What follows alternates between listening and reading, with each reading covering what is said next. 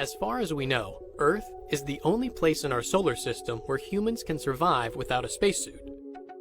So if we ventured outside the cushy confines of our home, how long would we live on the other planets? Mercury, the closest planet to the Sun, is actually not the hottest of the bunch, but it does have the most extreme variation of temperatures. Scientists once believed Mercury was tidally locked, meaning only one side of the planet faced the Sun, which explains why one side is so hot while the other is so cold. But Mercury does rotate, just incredibly slow. At its current rotational velocity, it takes about 176 Earth days to experience one Mercurian day-night cycle. But you wouldn't make it to the next day because you would die in about 2 minutes due to freezing or burning up. Mercury's neighbor, Venus, is often thought of as Earth's twin sister because of the planet's similar size and composition. But the grass isn't greener on the other side because, well, there's no grass at all.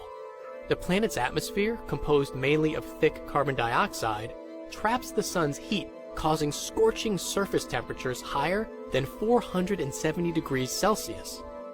The excess amount of CO2 molecules scatter the sun's light, staining the sky a reddish-orange.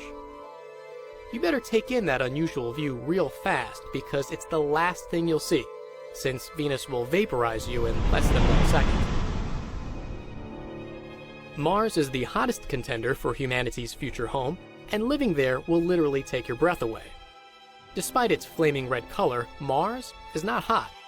The average annual temperature is minus 60 degrees Celsius, with a low of minus 153 degrees. The red planet's barely there air will have you begging for a breath, and silicate dust will begin to cloud your lungs.